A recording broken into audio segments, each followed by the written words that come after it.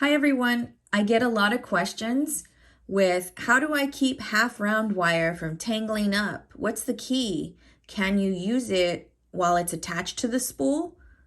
Or what's best for me? So what I'm gonna do is show you how easy it is, and you can try this and practice, or you can cut it away from the spool. I personally left mine on the spool, my half round wire. Okay, 20 gauge half round wire, copper dead soft wire is what I'm working with. And I'm going to continue on this bail and kind of show you the little tip of how I wind and coil to bind my bail wires, essentially.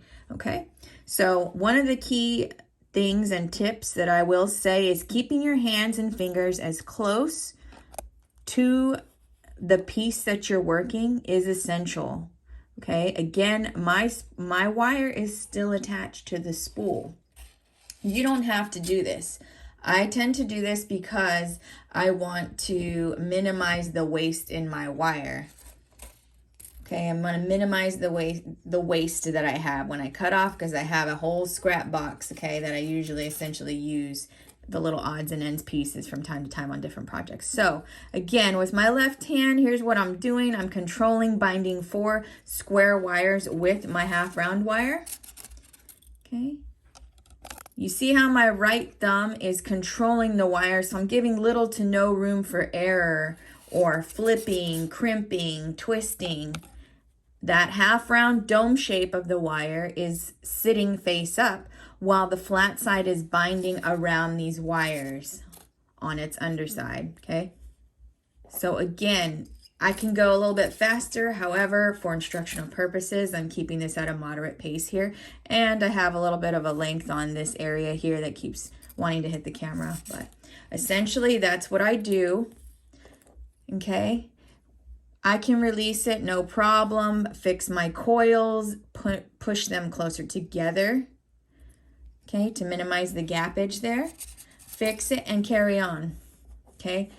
Some folks like to, like I said, they'll trim their piece, and I don't like to do that, only because I've been doing this a while and I don't want to have a bunch or find out, hey, I cut it too short, and making your bail is essential to the sizing, because you may want to change it out later if you're selling, reselling, or you're making a gift for someone and maybe they don't like the chain it comes with, or they want to put it on a thicker chain. The bail can be flexible that way. The larger you make it, as you know. See, my wires are over here tending to interfere with what I'm doing as I'm doing this. Not a big deal.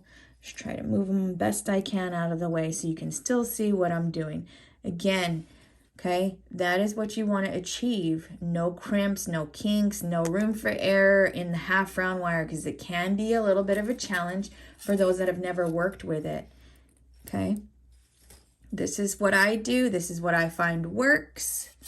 I'm using both my hands in on this action. And again, like I said, still attached to my spool, working from the spool. Where I get my half round, just an FYI tidbit of information, is Rio Grande. They sell them in spools of 1 pound. I use a lot because I design and make custom orders, and I actually sell my items. Okay.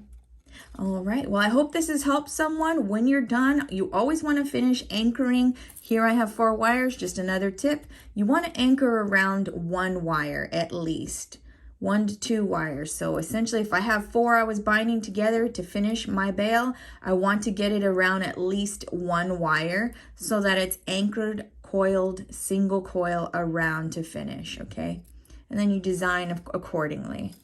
All right, I hope this helped you guys. You know where to find me. I am always here for more tips, how-tos. Thank you so much.